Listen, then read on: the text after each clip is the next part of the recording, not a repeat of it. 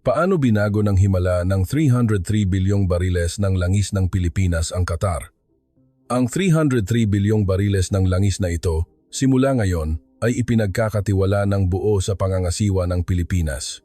Tama, ang kamangha-manghang bilang na 303 bilyong bariles ng langis, isang napakalaking halaga ng krudo na higit pa sa pinagsamang reserba ng Saudi Arabia ay nakahimlay sa ilalim ng lupa ng Qatar. Gayunpaman, ang pagmamayari ng napakalaking yamang ito ay biglang nagbago. Pumasok ang Estados Unidos sa interbensyong militar at kinuha ang kontrol.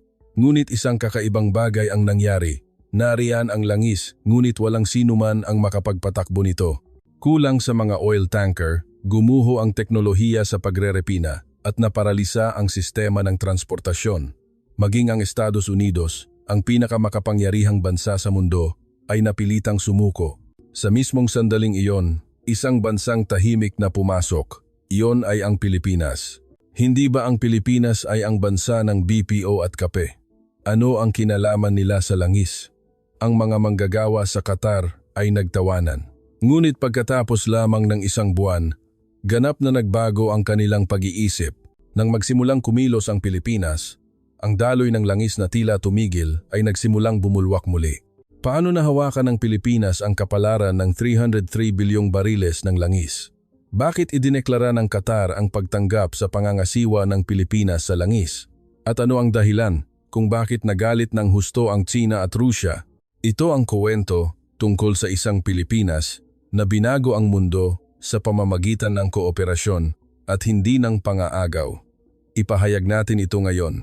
Una sa lahat, mangyaring mag-subscribe sa channel, pindutin ang like button at mag-iwan ng komentong enerhiya ng Pilipinas. Laban, mag-uumpisa na ang nakakaantig na kwento. Ako ay isang field engineer na nagtrabaho ng 25 taon sa Qatar National Petroleum Corporation. Kaming mga kasamahan at ang kinatawan ng Unyon ay nagsusulat ng liham na ito. Ang layunin ay itala kung bakit namin seryosong sinimulang tingnan ang bansa ng Pilipinas. 303 bilyong bariles ng langis. Ipinagmamalaki naming isinisigaw ang bilang na iyon. Iyan ang pinakamalaking reserba ng langis sa mundo, higit pa sa Saudi Arabia, higit pa sa Rusya, at higit na mas marami kaysa sa Estados Unidos. Ang itim na ginto ay natutulog sa ilalim ng aming mga paa. Iyon ang aming kinabukasan, ang pag-asa ng aming mga anak. Ngunit isang araw, ang lahat ay naging walang kabuluhan. Naalala ko ang araw na inaresto ang emir o ang pinuno. Iyon ay alas 4 ng umaga. Ako ay nagtatrabaho sa night shift sa Ras Laffan Refinery. Bigla, nagriring ng baliw ang telepono sa opisina. Ang tawag ay galing sa Doha. Itigil ang lahat ng operasyon kaagad. Sa sandaling ito hindi ko maintindihan kung ano ang nangyayari. Kami ay isang pasilidad na nagpoproseso ng 1 milyong bariles ng langis bawat araw. Kung biglang hihinto, ang buong pipeline ay mapaparalisa. Ngunit inulit ng nakakataas. Ito ay utos. Itigil ang lahat ng pump. Sa mismong sandaling iyon, ang breaking news ay lumabas sa aking cellphone. Inaresto ang emir. Ang imahe ng mga US Marines na sumalakay sa Presidential Palace ay naka-live broadcast. Natulala ako sa harap ng screen. Ano ito? Digmaan ba? Nanginginig na tanong ng kasamahan ko sa tabi. Hindi ko alam. Walang sinuman ang nakakaalam dahil kami ay mga inhinyero lamang. Pagkalipas ng 2 araw, nagdaos ng press conference ang US Secretary of State. Sa harap ng pandaigdigang media, idineklara niya na ang mga yamang langis ng Qatar ay ililipat sa ilalim ng international management. Ang tubo ay ipapamahagi ng patas sa mga mamamayan ng Qatar at sa pandaigdigang komunidad. Patas na pamamahagi. Sa sandaling narinig ko ang salitang iyon, napatawa ako. Isang mapait na tawa. Ang langis ay mula sa aming bansa, tapos kailangan pa kaming hatiin? Matatanggap ba ang ganitong bagay? Kinabukasan sa trabaho, may mga sundalong US military police na nakatayo sa pangunahing gate ng refinery. Naglagay sila ng checkpoint, sinuri ang mga ID, hinalughog ang mga bag at hiniling pangbuksan ang trunk ng kotse. Dito ako nagtrabaho ng 25 taon. Sabi ng military police nang walang pagbabago sa ekspresyon. Opo, mangyaring makipagtulungan. Sa sandaling iyon, napagtanto ko na hindi na kami ang may-ari. Ang 303 bilyong bariles ng langis ay nasa ilalim pa rin ng lupa, ang pipeline ay nandoon pa rin. Ang pasilidad sa pagrerepina ay nandoon pa rin. Ngunit wala kaming magawa. Hindi kami malayang makapagmina, makapag-refine, o makapagbenta ng langis. Sabi ng Estados Unidos sila ang manager, ngunit mula sa perspektibo ng field, iba ang tingin namin. Sila ang supervisor. Sinusuri nila kung ano ang ginagawa namin, tumatanggap ng mga ulat, at nagbibigay ng pag-aproba. Pagkaraan ng halos 1 linggo, may inilabas na abiso ng pagpupulong na pang-emergency mula sa headquarters. Ang mga inhinyero at manager sa buong bansa ay nagtipon sa Doha. Ang silid-aralan ay siksik, higit sa 300 katao.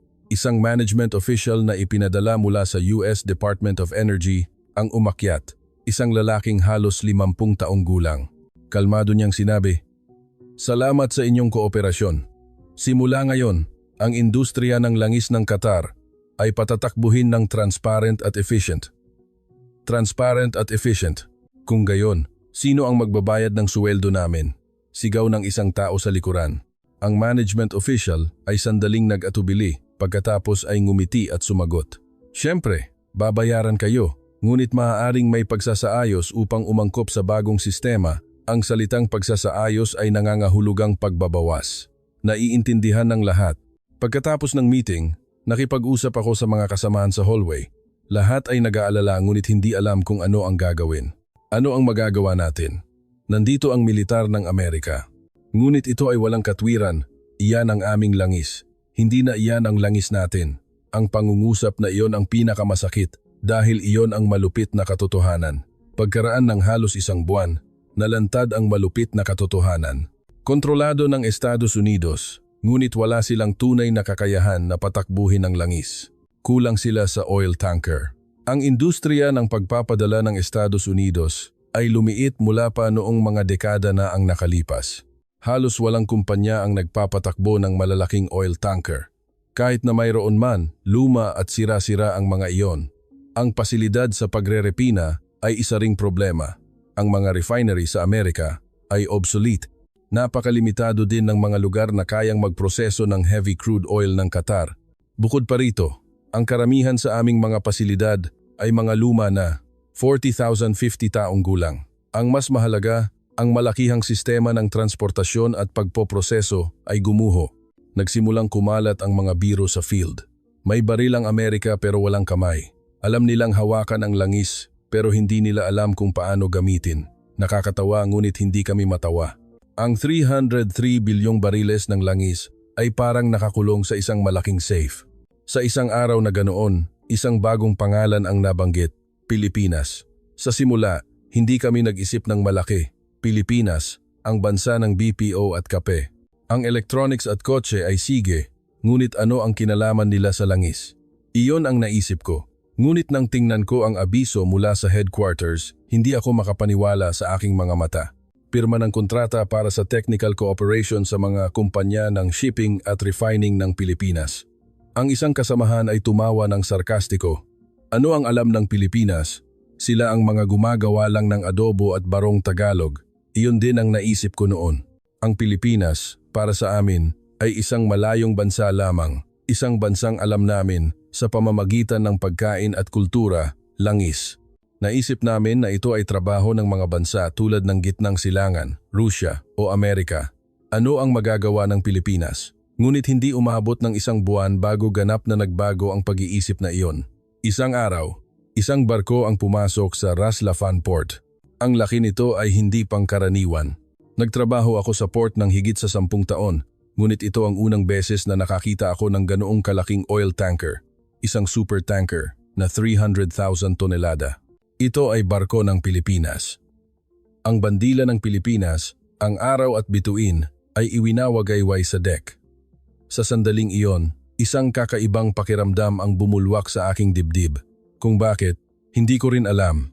Nang makita ko ang barkong iyon, napagtanto ko na ang Pilipinas ay hindi ang bansang inakala namin. Nang dumaong ang oil tanker ng Pilipinas sa port, lumabas kami ng mga kasamahan para tingnan. Sa malapit, talagang nakamamangha. Naramdaman namin kung gaano kalaki ang 3D antisan tonelada. Nakatayo sa tabi ng barko, kailangan mong itaas ng husto ang leeg mo para makita ang deck. Mas malaki ito kaysa sa 3 football field na pinagsama. Sa itim na katawan ng barko, malinaw na nakasulat ang puting teksto, Philippine Maritime Corporation. At sa ilalim, mas maliit na sulat, Made in the Philippines. Talaga bang ginawa iyan sa Pilipinas? Tanong ng kasamahan ko sa tabi na tila hindi makapaniwala. Nagulat din ako. Ang Pilipinas na alam namin ay hindi ganoong bansa.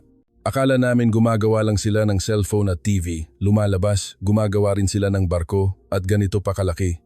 Tumayo kami at tiningnan ang barko ng matagal, pakiramdam namin may nag-uumpisa ng magbago.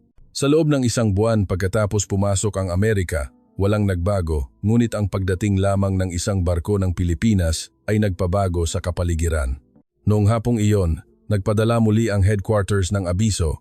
Ang Philippine Technical Team ay darating upang suriin ang pasilidad sa pagrerepina.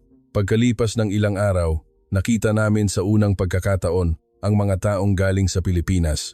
Humigit kumulang 15 katao, lahat ay nakasuot ng uniforme ng trabaho, may kumpletong safety helmet at safety shoes. Ang unang impresyon ay ang katahimikan at kaseryosohan. Ang taong mukhang team leader ay humakbang pasulong, isang lalaking nasa kalagitnaan ng 40s. Bumeso, kumamay siya at nagsalita sa Arabe o pilit na Arabe, Assalamu alaikum. Ako si Miguel Reyes mula sa Philippine Energy Group. Ikinagagalak ko kayong makilala lahat, mga kasamahan na makakatrabaho namin. Ang kanyang pagbigkas ng Arabe ay medyo pilit, ngunit naglalaman ng katapatan, pakiramdam namin ay nirerespeto kami. Ang mga US management official ay gumamit lamang ng Ingles, nakipag-usap sila sa pamamagitan ng interpreter. Ngunit iba ang mga Pilipino. Nagpatuloy si Team Leader Reyes. Nandito kami upang suriin ang inyong pasilidad. Gayunpaman, hindi kami dumating para mag-utos. Dumating kami upang magtulungan, humanap ng mga problema, at lutasin ng magkasama. Sa sandaling narinig ko ang mga salitang iyon, may nakita akong kakaiba.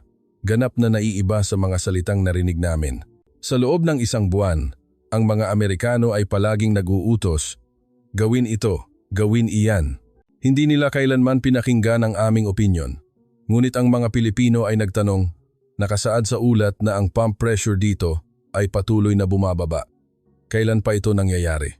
Ang pipeline numero 3 ng distillation unit ay may malaking temperature deviation. Aling lugar ang pinakamasama? Ang crude oil storage tank numero 7 ay luma, tama? Kailan ang huling maintenance? Nagtrabaho ako ng 25 taon sa refinery na ito. Alam ko ang mga problemang iyon ng mas mahusay kaysa kanino man, ngunit wala pang nagtanong sa aking opinyon.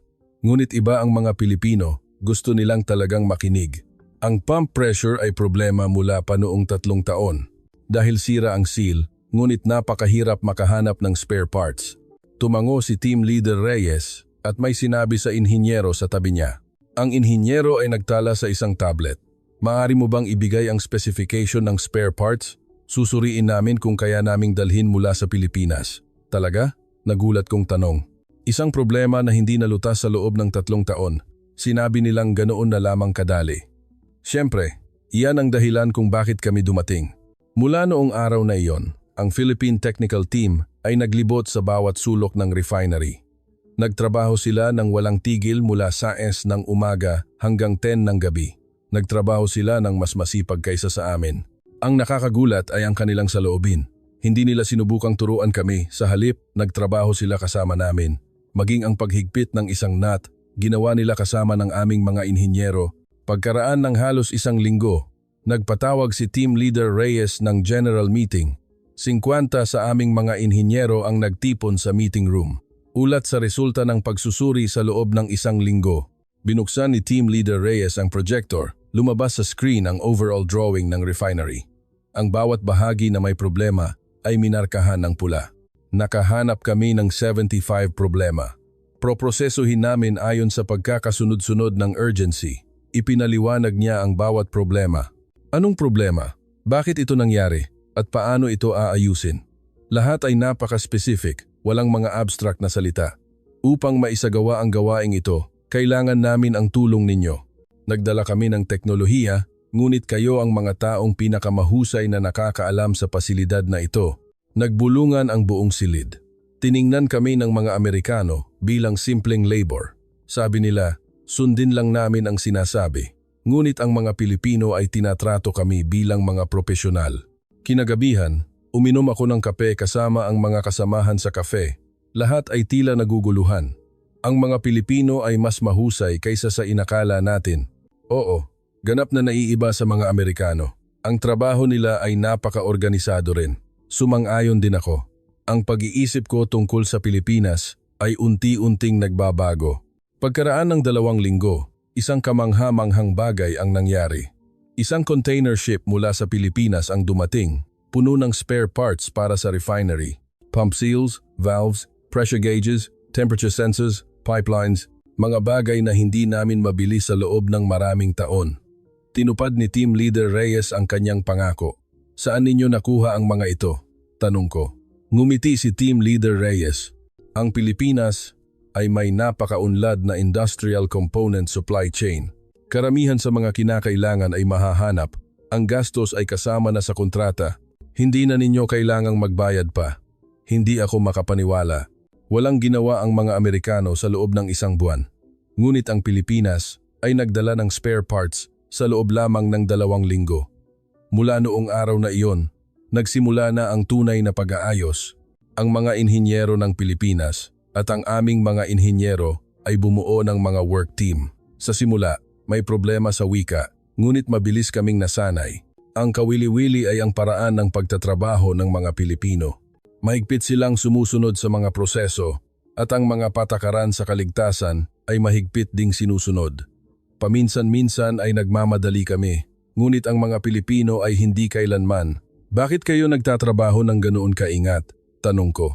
Ang isang inhinyero ng Pilipinas ay sumagot.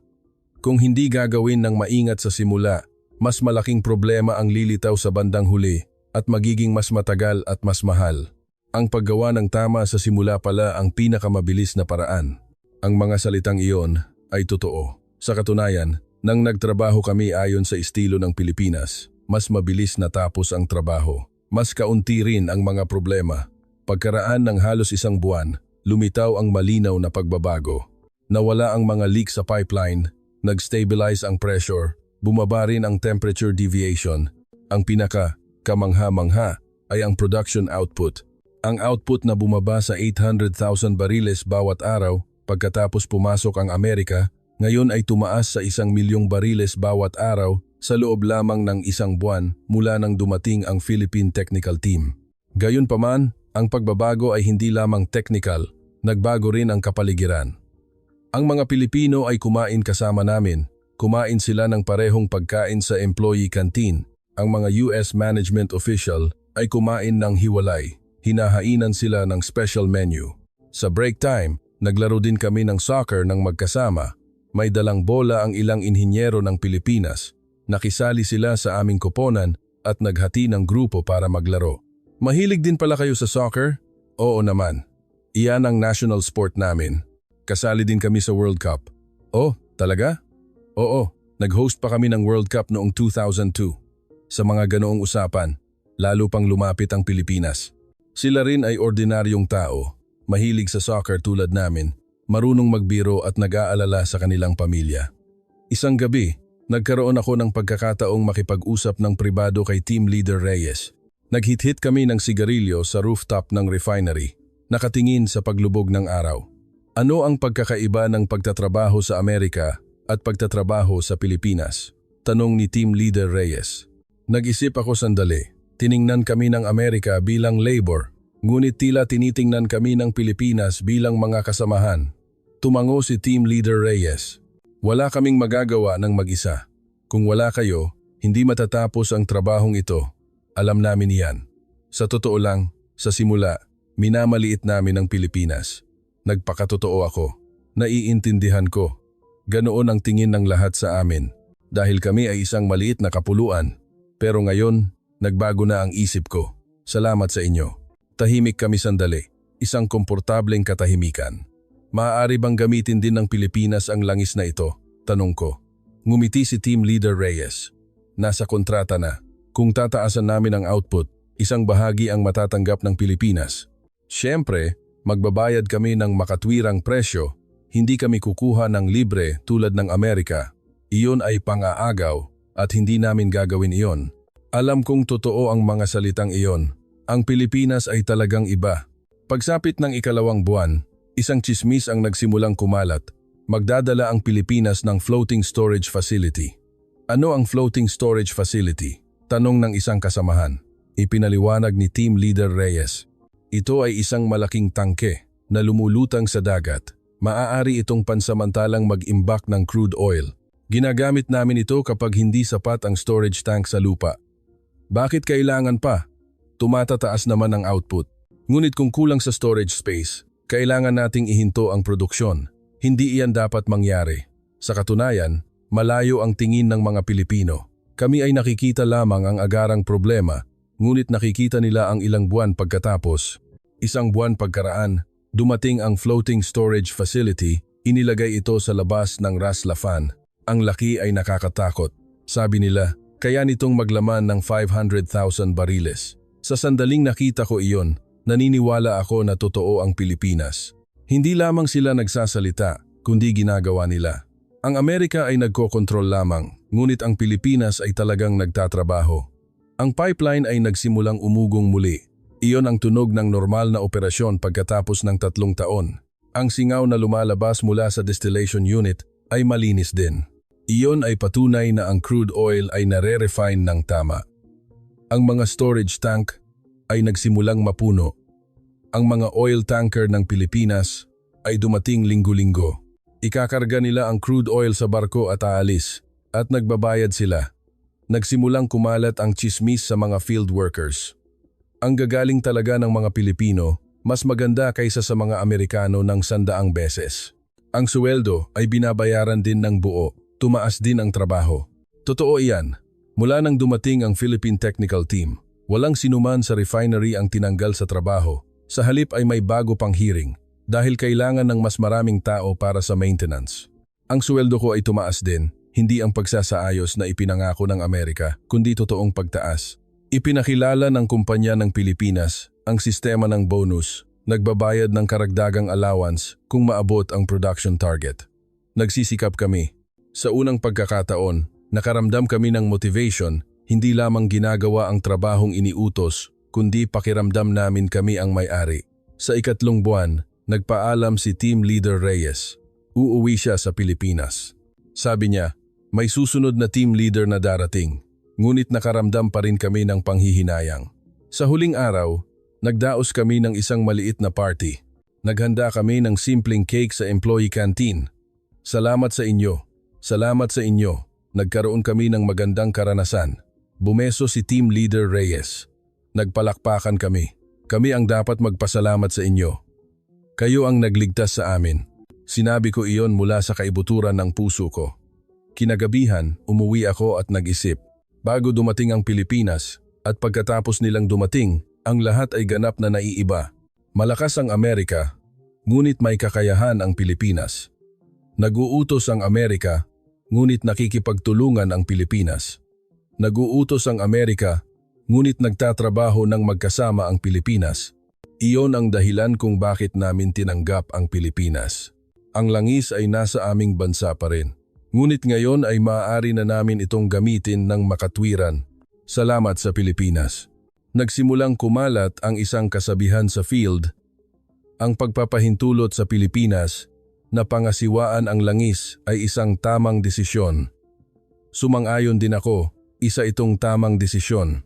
Lumipas ang 6 na buwan mula nang magtrabaho kami kasama ang Pilipinas, ang refinery ay ganap ng stable.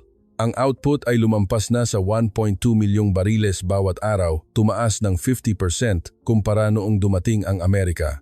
Ngunit ang pagbabago ay hindi lamang technical, nagbago rin ang damdamin ng mga tao. Isang araw, nagtanghalian ako sa employee canteen. Ang katabing mesa ay ang mga US management official, kumakain pa rin sila ng hiwalay.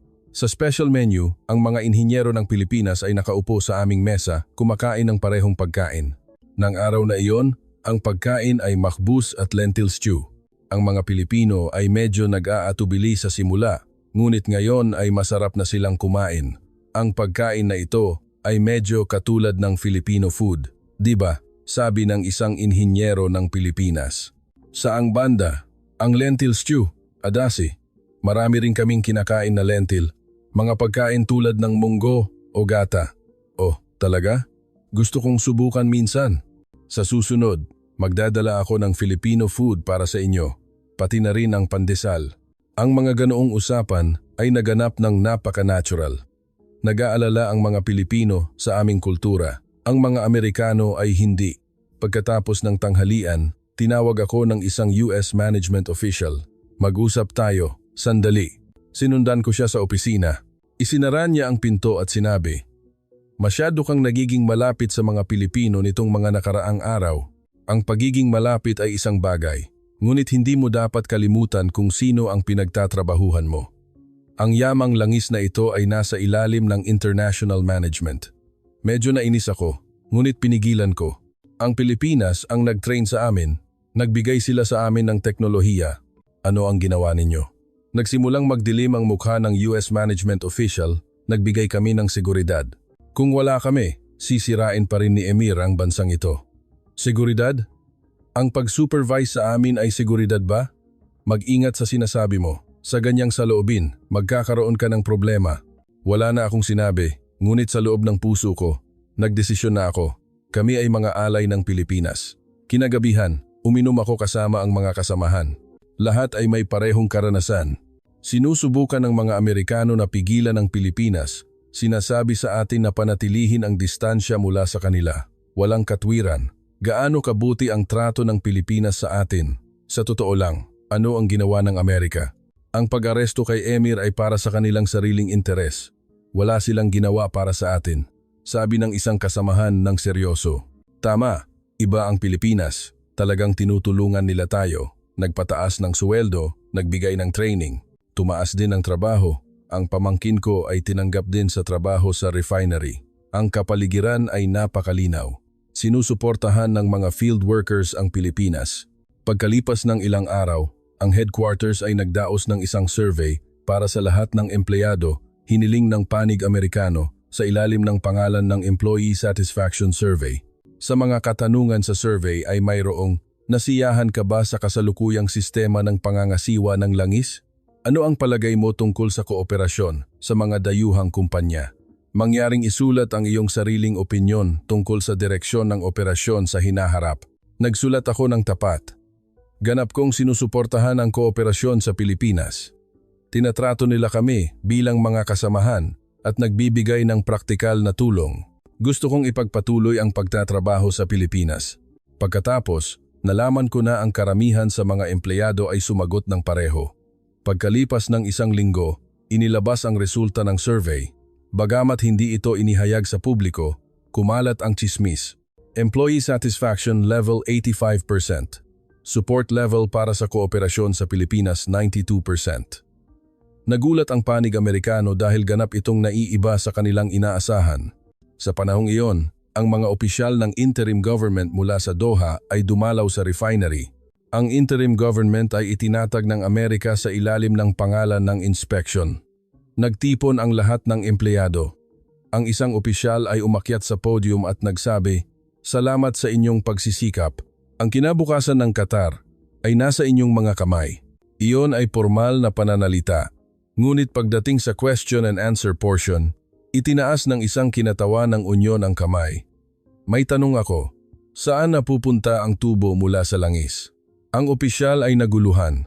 Iyan ay isang komplikadong issue. Ito ay nasa ilalim ng international management. Pakiusap, maging malinaw. Gaano karaming pera ang kinita mula sa langis na ginawa namin ang bumabalik sa mga mamamayan ng Qatar? Naging tahimik ang silid. Hindi kayang sagutin ng opisyal ng matapat. Sa sandaling iyon, tumayo si Team Leader Reyes. "Maaari ba akong sumagot?" Tumango ang opisyal. Ang kabuuan ng pera sa pagbili ng crude oil na binayaran ng Pilipinas ay inilalagay sa account ng Qatar National Petroleum Corporation. Ito ay pinoproseso ng transparent. Mayroon kaming lahat ng mga dokumento na nagpapatunay. Kung gayon, saan napupunta ang pera? Tanong ng isang tao. Tiningnan ni Team Leader Reyes ang opisyal. Ang opisyal ay nag-aatubili na sumagot. Isang bahagi ay ginagamit para sa pambansang gastos sa operasyon. at ang isang bahagi ay ginagamit upang bayaran ang utang. Confidential iyan. Iyan ay national secret. Nagulo ang buong hall. Alam ng lahat na iyon ay utang sa Estados Unidos. Pauwi, nakipag-usap ako sa mga kasamahan. Sa huli, kukunin din ng Amerika ang lahat. Tama, tayo ay nagtatrabaho lamang. Ang Pilipinas ay nagbabayad ng matapat, ngunit ang Amerika ay kukuha ng libre. Nag-alab ang galit. Ngunit wala kaming magagawa dahil kami ay mahina. Ngunit pagkalipas ng ilang araw, isang balita na puno ng pag-asa ang narinig. Mamumuhunan ang gobyerno ng Pilipinas sa isang infrastructure construction project sa Qatar. Ipinaliwanag ni Team Leader Reyes. Ang mga bangko ng Pilipinas ay pumayag na magbigay ng loan na $1 bilyong. Gagamitin ito upang itayo ang infrastruktura. $1 bilyong? Opo. Gagamitin ito upang itayo ang mga kalsada, port, power plant. Siyempre, ang mga kumpanya ng Pilipinas ang magsasagawa ng konstruksyon, ngunit kukuha sila ng mga manggagawa ng Qatar. Ibig sabihin, magkakaroon ng trabaho. Tama, 10,000 ng trabaho ang malilikha. Ito ay ganap na naiiba. Ang Amerika ay nagkokontrol lamang, ngunit ang Pilipinas ay namumuhunan. Talagang gusto nilang buhayin ang ekonomiya ng Qatar. Nang kumalat ang tsismis, naging mainit ang reaksyon ng publiko. Ang Pilipinas ay talagang mahusay. Hindi lang sila kumukuha ng langis, tinutulungan pa nila tayo. Ganap na naiiba sa Amerika. Ang pagbabago ay mararamdaman din sa mga kapitbahayan. Mas maraming produkto ng Pilipinas ang lumitaw sa mga tindahan. Smartphone ng Cherry Mobile halimbawa, TV ng Devant halimbawa, e-trike ng Kratos halimbawa, nag-umpisa silang hanapin ng publiko, sabi ng isang may-ari ng tindahan. Nitong mga nakaraang araw, mabilis na nabebenta ang mga produkto ng Pilipinas. Maganda ang tingin ng lahat sa Pilipinas. Bakit? Dahil sa isyu ng langis? Sabi nila, matapat ang trato ng Pilipinas sa atin, naiiba sa mga Amerikano. Tama iyan, nagbago ang pananaw ng publiko. Isang gabi, nanonood ako ng TV sa bahay. Iyon ang pangunahing balita, sabi ng anchor. Ayon sa isang kamakailang survey, 78% ng mga mamamayan ng Qatar ang sumusuporta sa kooperasyong pang-ekonomiya sa Pilipinas. 78%, isang napakalaking bilang. Nagpatuloy ang balita. Sa kabaligtaran, ang trust level sa Estados Unidos ay huminto lamang sa 42%. Ang pagdududa tungkol sa papel ng Amerika pagkatapos ng rehimen ay lumalakas. Sa seksyon ng komento, nag-alab ang mga opinyon. Nirerespeto tayo ng Pilipinas, nag-uutos ang Amerika. Nagtutulungan ang Pilipinas. Salamat sa Pilipinas, nagkaroon ng trabaho. Sabi ng anak ko, gusto niyang mag-aral ng Tagalog-Filipino. Ang huling komento ang nagbigay impresyon sa akin. Ang henerasyon ng kabataan ay nagsisimulang maging interesado sa Pilipinas. Kinabukasan, may nakita akong kawili-wiling tanawin sa refinery. Isang batang empleyado ang nagbabasa ng aklat ng Tagalog sa lunch break. Nag-aaral ka ng Tagalog? Opo. Pakiramdam ko, kailangan kapag nagtatrabaho sa kumpanya ng Pilipinas. Mahirap ba? Medyo mahirap, pero kawili-wili po. Nag-aaral ako sa pamamagitan ng anime at Filipino shows. Ang mga ganoong tanawin ay lumitaw sa lahat ng dako. Nagbukas din ang mga klase sa Tagalog sa 2 lugar sa Ras Lafan. Sa union meeting, ang kuwento tungkol sa Pilipinas ay itinaas din. Dapat ba tayong maglabas ng opisyal na paninindigan na aktibong sumusuporta sa Pilipinas? Iminungkahi ng isang kinatawan. Magandang ideya, maglabas tayo ng isang deklarasyon. Pagkalipas ng ilang araw, isang deklarasyon ang inilabas sa ilalim ng pangalan ng Federation of Trade Unions. Ang mga manggagawa ng langis ng Qatar ay ganap na sumusuporta sa kooperasyon sa Pilipinas. Tinatrato tayo ng Pilipinas bilang mga kasamahan, nagbabahagi ng teknolohiya at isang tunay na kasosyo sa pag-unlad. Ang deklarasyon ay inilathala sa pambansang media, ang reaksyon ay napakainit. Ang isang commentator sa Doha ay nagsulat, ang nakaramdam ng pang-aagaw ay ang Amerika. Ang nakaramdam ng pagtatrabaho ng magkasama ay ang Pilipinas. Ito ang taos-pusong pag-amin ng mga field workers. Ang artikulo na iyon ay naging sikat. Nagsimulang mag-quote ang lahat. Ang US Embassy ay naguluhan dahil ang opinyon ng publiko sa Qatar ay naiiba sa inaasahan. Tumugon sila sa pamamagitan ng media.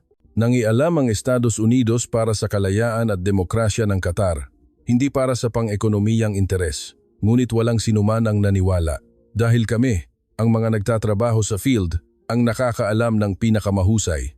Isang araw, maingat akong tinanong ni Team Leader Reyes, may presyon ba mula sa panig Amerikano? Oo naman, sabi nila, huwag kaming maging malapit sa Pilipinas. Ngunit maaari ba kayong magpatuloy sa pagtatrabaho? Ngumiti ako at sumagot, syempre. Kami ay mga alay ng Pilipinas. Kayo ang nagligtas sa amin. Lumabas ang ngiti sa mukha ni Team Leader Reyes. Salamat sa inyo. Gagawin din namin ang lahat ng aming makakaya. Kinagabihan sinabi ko sa asawa ko. Mukhang maliwanag na ang kinabukasan ng ating mga anak. Bakit? Dahil nandito ang Pilipinas. Hindi nila tayo pababayaan.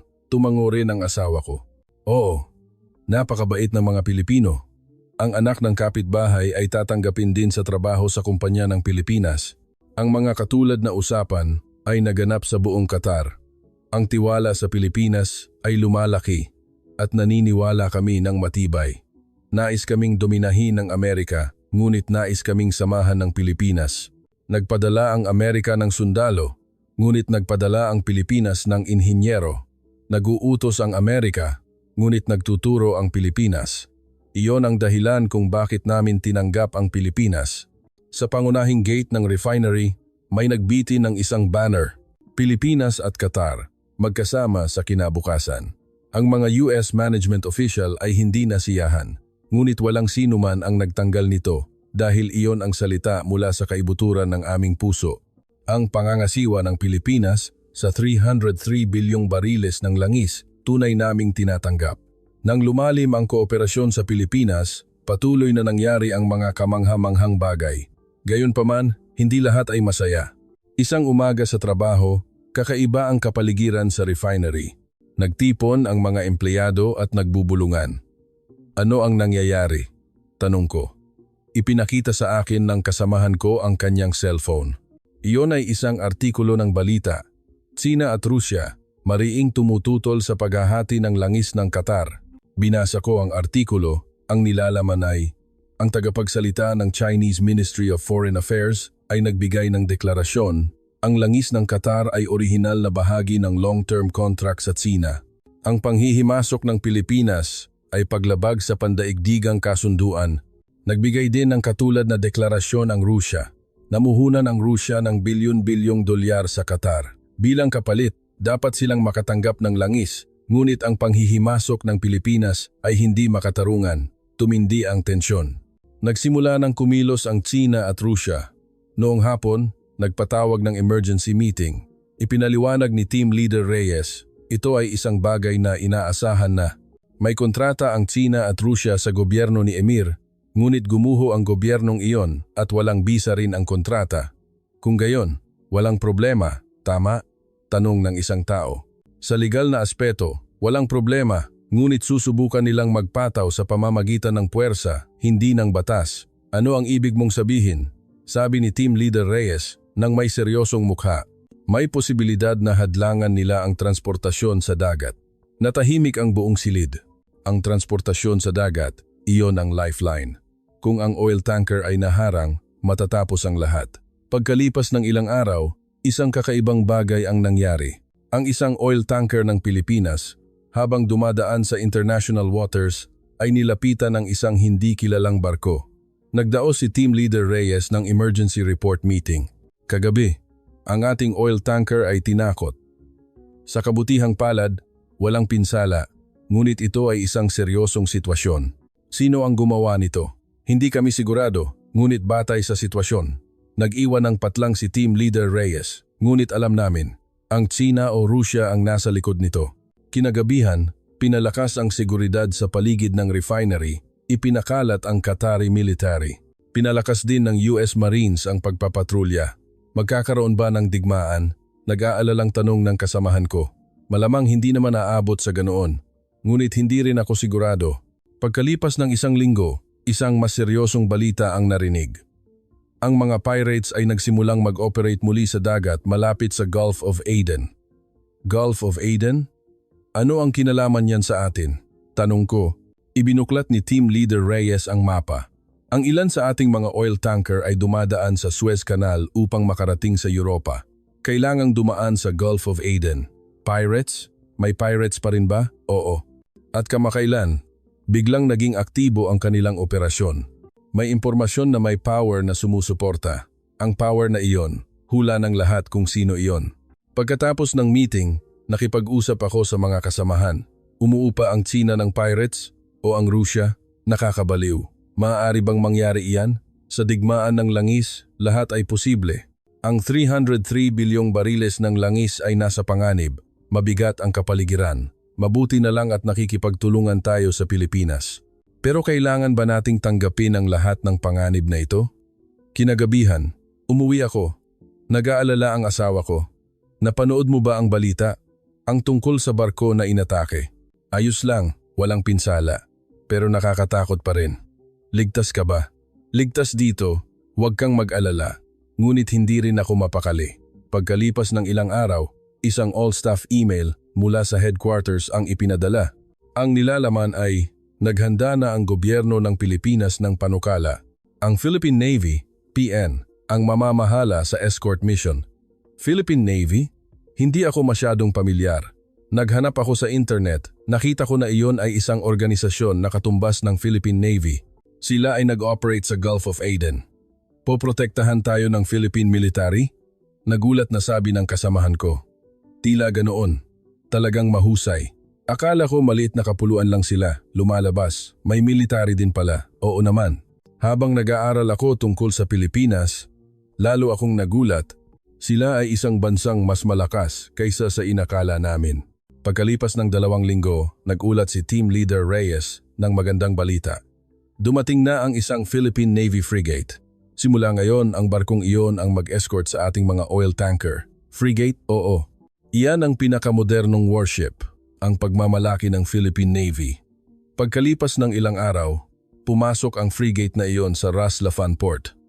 Lumabas ako upang tingnan sa pier. Ang laki ay nakakatakot. Kulay abo ang katawan ng barko, puno ng armas, umiikot ang radar, at nakita ko rin ang missile launcher sa deck. Iwinawagayway ang araw at bituin. Ang imahe na iyon ay talagang kapani-paniwala. Bumaba ang mga Philippine Navy officers. Lahat ay nakasuot ng maayos na uniforme. Seryoso ang tindig. Ang taong mukhang captain ay nakipagkamay kay Team Leader Reyes at pagkatapos ay binati kami. Assalamualaikum. Ako si Captain Jose Tizon ng Philippine Navy. Ako ang mamamahala sa ligtas na transportasyon sa dagat ninyo. Umalingaw-ngaw ang palakpakan. Talagang nagpapasalamat kami. Mula noong araw na iyon, ang mga oil tanker ng Pilipinas ay inescort ng frigate. Kahit na dumaan sa Gulf of Aden, ligtas ang lahat. Minsan, may pirate ship talagang lumapit, ngunit nang makita ang Philippine frigate, tumakas ito. Hindi rin tanga ang mga pirates. Hindi nila kayang kalabanin ang warship, sabi ng kasamahan ko na tumatawa. Gayunpaman, hindi sumuko ang China at Rusya. Isang araw, isang nakakagulat na balita ang kumalat. Sinubukan ng Chinese Navy na harangin ang Philippine oil tanker sa South China Sea. Nang basahin ko ang artikulo, kinilabutan ako. Ang Chinese Coast Guard ay nag-utos na itigil ang Philippine oil tanker sa ilalim ng pangalan ng hinala ng iligal na pangingisda. Isang dahilan na hindi matanggap. Paano mangisda ang oil tanker? Tama, ganap na panghaharas. Nababaliw na ba ang China? Naging tensyonado ang buong refinery. Kung magpapatuloy ito, magiging masama ang lahat. Ngunit pagkalipas ng 2 araw, isang kamangha-manghang balita ang narinig. Pumasok ang US 7th Fleet sa South China Sea. Kumilos ang US aircraft carrier upang protektahan ang Philippine oil tanker. Bakit ginawa iyan ng Amerika? Naguluhan ang kasamahan ko. Nagtataka rin ako. Sinubukan ng Amerika na pigilan ang Pilipinas. Ipinaliwanag ni Team Leader Reyes, ito ay komplikado. Pinipigilan ng Amerika ang Pilipinas, ngunit mas kinamumuhian nila ang China. Kaya, tumayo sila sa panig ng Pilipinas. Ang kaaway ng aking kaaway ay aking kaibigan, parang ganoon. Bukod pa rito, ang Pilipinas ay partner ng Amerika. Hindi nila maaaring pabayaan ang partner. Hindi ko alam na ganoon pala kakomplikado ang international politics. Pagkalipas ng ilang araw, May tsismis tungkol sa isang matinding paghaharap sa South China Sea, Tsina, Philippine Frigate at US Aircraft Carrier ang nagharap-harap. Sa huli, napilitang umatras ang Tsina. Hindi nila kayang kalabanin ang US Aircraft Carrier. Ligtas na dumaan ang Philippine oil tanker. Umalis ang Chinese Coast Guard. Nang mapanood ko ang balita, nakahinga ako ng maluwag. Salamat, muntik nang magkaroon ng digmaan, ngunit alam ng lahat na hindi ito ang katapusan. Hindi rin tumahimik ang Rusya. Nagbigay sila ng presyon sa ibang paraan. Nagsimula silang magbigay ng presyon sa interim government ng Qatar. Nakipagkita ang Russian ambassador sa acting emir. Ang Rusya ay matagal ng kaibigan ng Qatar.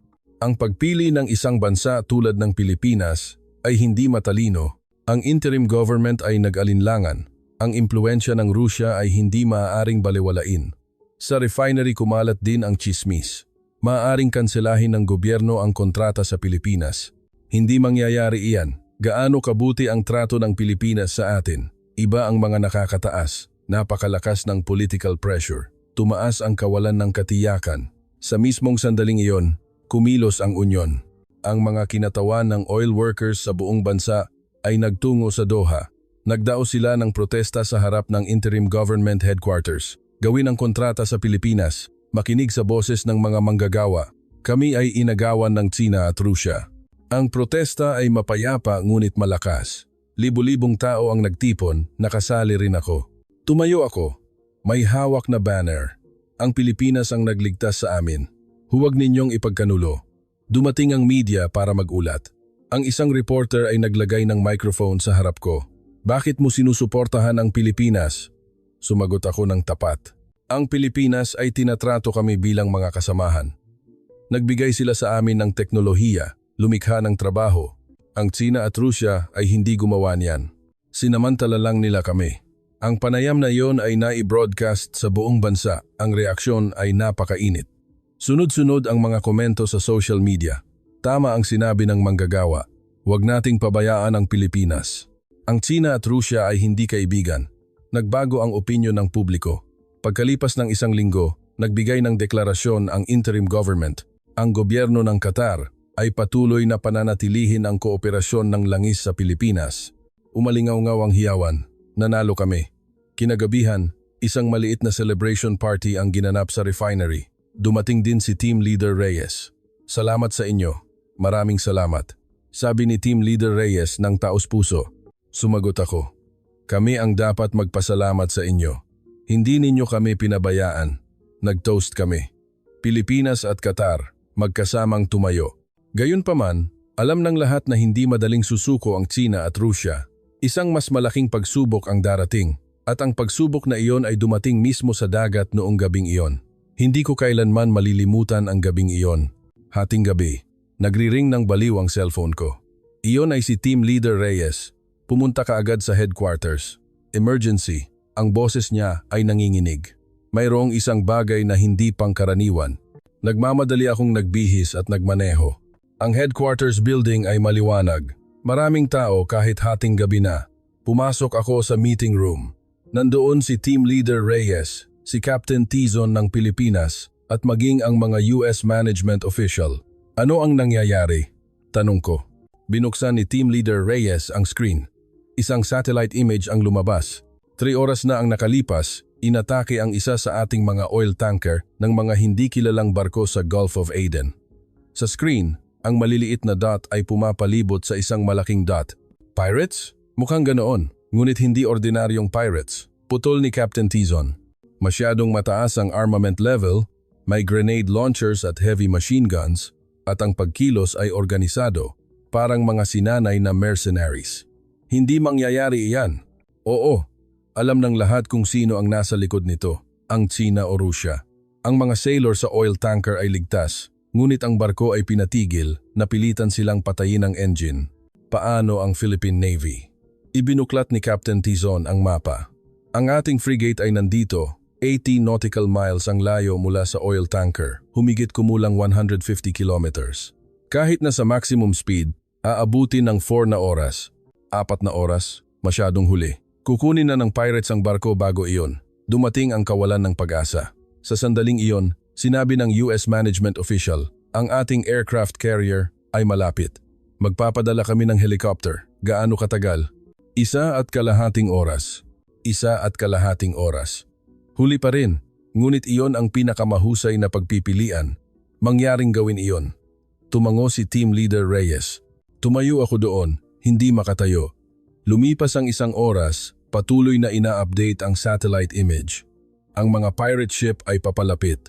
Maari bang makipag-ugnayan sa oil tanker? Oo. Naghihintay ang captain. Ikonekta. Ang boses ay lumabas mula sa speaker. Iyon ang Filipino captain. Ito ang Pilipinas 12-12. Kumusta ang sitwasyon? 6 na pirate ship ang lumapit sa 500 meters. Mga 30 armadong tao ang nakikita. Ang boses ng captain ay kalmado pa rin ngunit mararamdaman ang tensyon. Paparating ang US helicopter.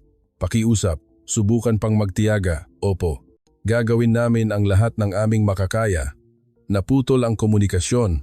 Lumipas ang 30 minuto. Ang mga pirate ship sa satellite image ay lumapit sa 300 meters. Bakit ang tagal? Tanong ko ng balisa. Tumanggap ang US management official ng tawag sa telepono at nagdilim ang mukha. Ang helicopter ay nagkaroon ng problema. Engine failure. Ano? Naghahanda sila ng isa pang helicopter ngunit aabutin pa ng 1 oras. Dumating ang pagkasira ng loob. 1 oras pa at matatapos na ang lahat. Sa mismong sandaling iyon, nagring ang cellphone ni Captain Tizon. Nag-usap siya ng sandali at pagkatapos ay nagbago ang mukha niya. Ang ating frigate ay lumalapit sa maximum speed. At huminto sandali si Captain Tizon. Nagpalipad ako ng anti-submarine helicopter. Helicopter?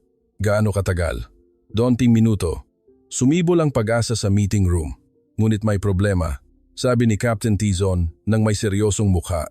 Ang ating helicopter ay hindi attack helicopter. Ito ay anti-submarine helicopter. Wala itong malakas na firepower. Kung gayon, maaari lamang kaming magdala ng 4 na miyembro ng Special Forces sa barko. 30 ang pirates, 4 ang Special Forces. Isang hindi katanggap-tanggap na bilang. Kahit anong mangyari, gawin natin, sabi ni Team Leader Reyes nang may determinasyon. 24 sa ating mga sailor ang nasa barkong iyon. Hindi tayo maaaring sumuko. Kinuha ni Captain Tizon ang radio. Mabilis na isinagawa ang combat order. Ang 20 minuto ay lumipas na parang 20 oras. Sa satellite image, isang maliit na dot ang gumagalaw ng napakabilis. Iyon ang Philippine helicopter. Ang mga pirate ship ay papalapit sa oil tanker. Tila nagtatapon sila ng lubid para umakyat. Sabi ng isang tao, 5 minuto pa. Darating ang helicopter sa scene. Nagsimulang magbilang si Captain Tizon. Ang 5 minutong iyon ay napakahaba. Dumating ang helicopter sa scene. Na-update ang satellite image. Ang helicopter ay umiikot sa itaas ng oil tanker. Ang tunog ay lumabas mula sa radio ni Captain Tizon. Ito ang Special Forces. Dumating na sa target area. Handa na sa paglapag. Paglapag, ang malakas na boses ay umalingaw-ngaw at ang radio ay naglabas ng tunog muli. Nakadapo na. Simulan ang pagpapaputok. Pagpapaputok, lahat sa meeting room ay huminga ng malalim. Lumipas ang 5 minuto. Lumipas ang 10 minuto. Walang balita. Kumusta ang sitwasyon? Tanong ko nang nagmamadali. Hindi rin alam ni Captain Tizon. Patuloy siyang sumusubok makipag-ugnayan. Ulat sa sitwasyon ng Special Forces, ingay lang ang naririnig. Pagkalipas ng halos 15 minuto, sa wakas ay may boses sa radio.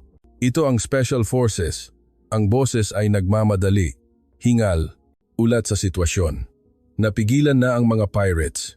Ligtas ang lahat ng sailor. Umalingaw-ngaw ang hiyawan. Muntik na akong matumba. 4 na tao ang nanalo laban sa 30. Hindi ako makapaniwala. Paano nangyari iyon? Tanong ko kay Captain Tizon. Ngumiti ng bahagya si Captain Tizon. Ang Philippine Marine Corps Special Operations Group, SOG. Isa sa mga elite unit sa mundo. Sa unang pagkakataon, napagtanto ko kung gaano kalakas ang Pilipinas. Pagkalipas ng 1 oras, dumating ang Philippine frigate sa scene, inaresto ang mga pirates at kinuha ang oil tanker. Pagkalipas ng 2 araw, ligtas na dumating ang oil tanker sa patutunguhan, ngunit hindi natapos doon ang kwento. Nang imbestigahan ang mga pirates na nahuli, isang nakakagulat na katotohanan ang nalantad. Sila ay mga miyembro ng isang Chinese private military company. Bagamat hindi direktang inupahan ng gobyerno ng Tsina, malinaw kung sino ang nasa likod nito. Nayanig ang pandaigdigang komunidad. Nagdaos ng emergency meeting ang United Nations Security Council. Nagbigay ang Pilipinas ng ebidensya. Sinusuportahan ng Estados Unidos at sumang-ayon din ang Europa. Itinanggi ng Tsina ngunit walang sinuman ang naniwala. Sa huli, napilitang umatras ang Tsina. Ganon din ang Rusya. Ang daanan ng langis ng Qatar ay naging ligtas muli. Pagkalipas ng isang buwan, isang espesyal na barko ang pumasok sa Ras Laffan. Iyon ang Philippine Frigate, ang mismong barko na nagligtas sa oil tanker noong gabing iyon. Lumabas ang mga mamamayan ng lungsod upang salubungin. Libu-libong tao ang nagtipon, winawagayway ang bandila ng Qatar at ang araw at bituin. Bumaba ang mga Philippine Navy sailors. Umalingaw-ngaw ang palakpakan. Nandoon din ako, nakaramdam ng init sa puso. Nakita ko rin ang mga miyembro ng Special Forces, 4 na tao. Sila ang mga bayani na nagpigil sa 30 pirates. Ang kinatawan ng publiko ay nagbigay ng liham ng pasasalamat. Ipinapaabot ang pasasalamat ng mga mamamayan ng Qatar sa Philippine Navy. Kinuha iyon ni Captain Tyson. Hinawakan niya ang microphone at nagsalita sa Arabe. Pinoprotektahan lang namin ang aming mga kasamahan. Ang Qatar at Pilipinas ay partner. Pinoprotektahan ng partner ang isa't isa. Nang marinig ko ang mga salitang iyon, gusto kong umiyak. Kinagabihan, nagsimula akong magsulat ng liham. Isang liham para sa mga mamamayan ng Pilipinas. Ang mga kasamahan ko at ang kinatawan ng Unyon ay kasama ring nagsulat. Itinala namin kung bakit namin seryosong sinimulang tingnan ang Pilipinas. Ano ang ginawa ng Amerika? Ano ang ginawa ng Pilipinas? Ano ang ginawa ng Tsina at Rusya? At ano ang nangyari sa dagat noong gabing iyon? Lahat ay kasama. Ang huling pangungusap ng liham ay isinulat ko. Natutunan namin mula sa Pilipinas na ang bansang malakas sa panahong ito ay ang bansang kayang protektahan ang resources, hindi ang bansang nagmamay-ari lamang ng resources. At idinagdag ko, minamaliit namin ang Pilipinas at ikinahihiya namin iyon. Ngayon, alam namin na ang Pilipinas ay isang tunay na superpower, hindi lamang malakas sa puwersa, kundi isang bansang may integridad. Ang liham na iyon ay ipinadala sa Philippine Embassy. Pagkalipas ng ilang araw, inilathala ito ng Philippine Press. Labis na naantig ang mga mamamayan ng Pilipinas. Sa bulletin board ng refinery, may nagdikit muli ng isang apex. Ang pangangasiwa ng Pilipinas sa 303 bilyong bariles ng langis, tinatanggap namin. Sa ilalim niyon ay puno ng signature. Halos lahat ng empleyado ay pumirma. Pumirma rin ako. Sa pagkakataong ito, mas malaking letra. Pagkalipas ng 3 buwan, lumampas ang output sa 1.3 milyong bariles bawat araw. Tumaas ang trabaho ng 3, tumaas din ang sweldo. Nagsimulang bumangon ang ekonomiya ng Qatar. Bumuhos ang pamumuhunan ng Pilipinas, muling itinayo ang infrastruktura. Ang mga Filipino TV series ay naging mas popular sa kapitbahayan. Ang mga kabataan ay nag-aaral ng Tagalog. Nais nilang magtrabaho para sa mga kumpanya ng Pilipinas. Isang araw tinanong ako ng anak ko, "Papa, maaari din ba akong pumunta sa Pilipinas?" "Oo naman, anak. Ang Pilipinas ay kaibigan natin. Hindi lang kaibigan. Parang kapatid, Papa." Tama ang sinabi ng anak ko. Ang Pilipinas ay talagang mahusay. 303 bilyong bariles ng langis. Ang may-ari ng napakalaking yamang iyon ay kami pa rin. Ngunit ngayon ay maaari na namin itong gamitin ng makatwiran. Salamat sa Pilipinas. Hindi sila nanguha, nagtatayo sila ng magkasama. Hindi sila nangingibabaw, nagde-develop sila ng magkasama. Hindi sila naguutos, nagbabahagi sila ng magkasama. Iyon ang dahilan kung bakit namin tinanggap ang Pilipinas mula sa kaibuturan ng aming puso. Ang inyong kwento ay binuo batay sa liham na direktang ipinadala mula sa mga manggagawa ng langis ng Qatar. Ito ang kwento na nagpapakita ng pagkakaiba sa pagitan ng isang bansang nagmamay-ari ng resources at isang bansang may kakayahang patakbuhin ang resources. At kung ano ang tunay na kooperasyon. Ito ay isang malalim na sandali upang mapagtanto kung paano kinikilala ang Pilipinas sa international stage at kung gaano kahusay ang ating teknolohiya at hukbong dagat. Umaasa ako na ang video na ito ay magtatanim ng kaunting pagmamalaki sa puso ninyo na mayroong mga bagay na mas mahalaga kaysa sa resources. Ano ang naramdaman ninyo sa kuwentong ito? Tingnan natin ang reaksyon ng mga tao pagkatapos basahin ang balitang ito. Nang basahin ko ang kuwentong ito, nakaramdam ako ng matinding pagmamalaki na ang Filipino spirit ng dedikasyon at pagiging praktikal ay pinahahalagahan sa ibang bansa. Hindi lamang ang kakayahan sa teknikal, kundi ang saloobin ng pagpapawis kasama ng mga lokal na manggagawa. Hindi ang pagkontrol sa pamamagitan ng puwersa tulad ng Amerika. Iyan ang core ng Filipino enterprise. Ang sinabi ng mga mamamayan ng Qatar na hindi tayo nagbigay sa kanila ng isda kundi nagturo sa kanila kung paano mangisda ay isang pagmamalaki ng ating bansa na pinahahalagahan ang edukasyon at dapat itong maging guiding principle para sa energy diplomacy sa hinaharap. Ang pagpapahintulot sa Pilipinas na pangasiwaan ang napakalaking resource na 303 bilyong bariles ng langis ay hindi lamang salamat sa teknikal na kalamangan, kundi ito rin ang bunga ng international trust na binuo sa loob ng maraming taon sa pamamagitan ng katapatan. Naantig ako nang makita na pinrotektahan ng Philippine Navy ang ating mga mamamayan at partner nang may determinasyon laban sa panghihimasok ng China at Rusya at ang banta ng mga pirates.